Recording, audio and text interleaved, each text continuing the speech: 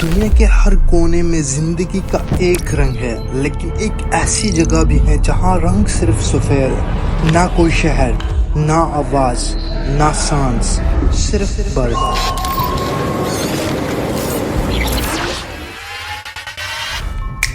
ہزاروں کلومیٹرز تک پھیلی ہوئی خاموش لیکن حاضر، وہ جہاں انسان جاتا ہے لیکن کبھی رہتا نہیں، وہ جہاں ہر قدم ایک راز کے دروازے تک لے جاتا ہے۔ یہ ہے انٹارکٹیکا، اور یہ دنیا کی سب سے ٹھنڈی کہانی ہے جو اب تک کسی نے پوری نہیں سنی۔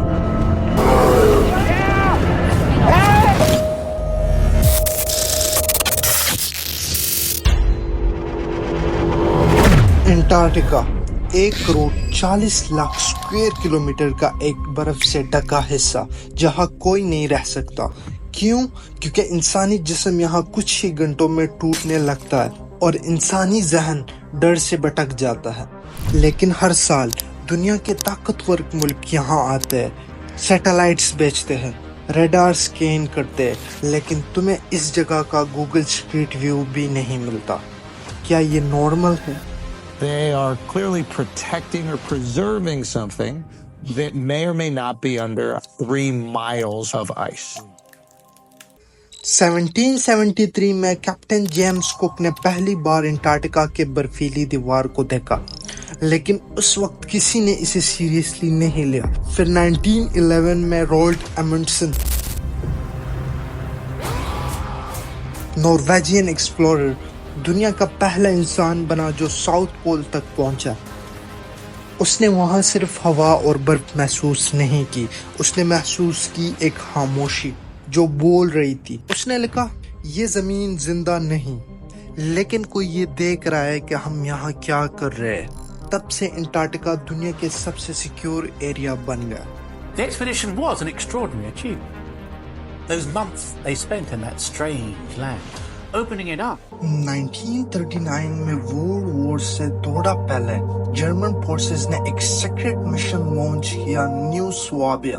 نازیوں نے انٹارکٹیکا کے ایک حصے پر کلیم کیا، اور کچھ لوگ کہتے ہیں وہاں انڈر گراؤنڈ بنکرز بنائے گئے اور کچھ ایسے ایکسپیریمنٹس ہوئے جو دنیا نے کبھی نہیں دیکھے۔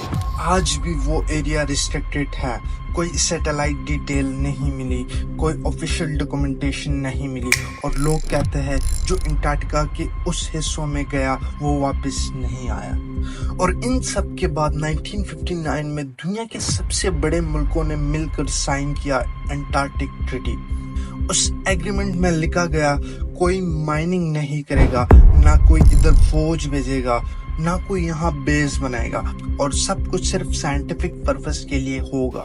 جبکہ سب کو پتا ہے دنیا میں ریز جتنا آئل اور ادر ریسورسز کے لیے ہوتا ہے اتنی تو کسی اور چیز کے لیے نہیں، تو سب نے ایک عجیب سی جگہ کے لیے، ایک ایسی برفیلی زمین کے لیے اتنا فیس سائن کیوں کیا؟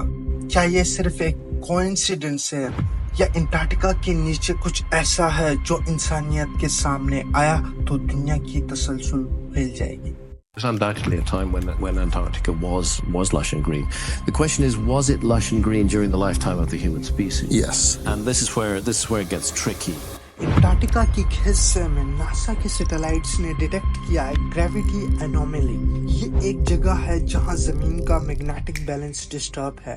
کچھ لوگ کہتے ہیں وہاں کوئی اسٹیرائڈ گرا تھا، تو دوسرے لوگ کہتے ہیں وہاں کوئی اسٹرکچر چھپا ہوا ہے۔ It's a bleak and inhospitable place. کیا یہ آرٹیفیشل ہے، یہ کیا پرانی سویلائزیشن کا پروف ہے، یا کوئی اور دنیا کا ثبوت؟ ناسا نے پہلے کنفرم کیا اور پھر بالکل چپ رہ گئے جیسے کچھ ہوا ہی نہیں۔ However، ایسے بہت سے واقعے ہوئے جن پر یہ سپر پاورز چپ رہے، بٹ 2006 میں سائنٹسٹ نے ایک تالاب ڈسکور کیا، leak ووسٹاک۔ We don't know what's in there that's alive, and we don't know how it may have evolved. یہ تالاب 2 مائلز برف کے نیچے چھپا ہے، اور یہاں کوئی روشنی نہیں جاتی، और ना ही कोई ऑक्सीजन होता है, लेकिन जब उसका सैंपल लिया गया तो उसमें जिंदा माइक्रोब्स मिले। नासा उसके बारे में कहता है ये जिंदगी अर्थ की सबसे पुरानी फॉर्म हो सकती है या किसी और दुनिया की। And it's going to be really fascinating exploration to get down there. अगर अंटार्कटिका के बर्फ के नीचे जिंदगी मिल सकती है तो फिर क्या मार्स, यूरोपा या टाइटन जैसों पर भी लाइफ हो सकती है?